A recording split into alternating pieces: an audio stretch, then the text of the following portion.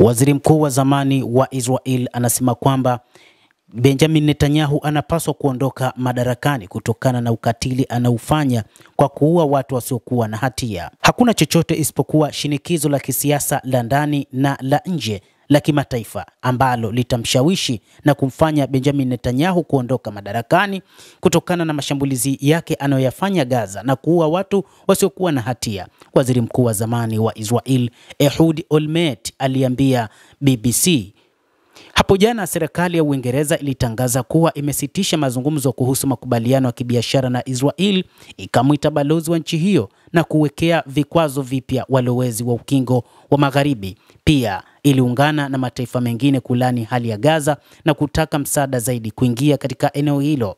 Olmert, mkosoaji wa uongozi wa sasa wa Israel, anasema shinikizo sio dogo lakini haijatosha bado, akipendekeza rais wa Marekani Donald Trump labda anaweza kuweka usawa kwa Netanyahu. Anasema Donald Trump ana uwezo wa kumuondoa madarakani Netanyahu kutokana na kiburi pamoja na mauaji anayoyafanya kwa watu ambao hawana hatia.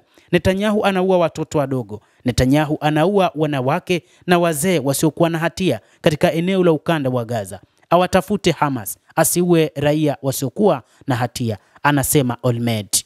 Kuhusu hatua za Uingereza, anasema Uingereza inapaswa kuendelea na shutuma za kisiasa kadri iwezavyo, lakini anaongeza kwamba isiwadhibu raia wa Israeli kwa vikwazo vya kiuchumi, akisema wengi wanatoa wito wa kukomeshwa vita. Ninachukulia kulaaniwa kutoka kwa waziri mkuu Starmer na wengine kama kuunga mkono matakwa ya kuunganisha wa Israeli wengi kumaliza vita na kuwarudisha mateka, anasema. Waziri mkuu huyo wa zamani anasema kwamba raia wengi nchini Israel hawapendi vita vinavyoendelea katika ukanda wa Gaza na wamechoshwa na makombora yanayorindima kila wakati katika ukanda wa Gaza na hata katika taifa lao. Hata hivyo, hali katika Gaza bado ni janga. Watu zaidi ya milioni 2 wanakabiliwa na njaa kali huko Gaza.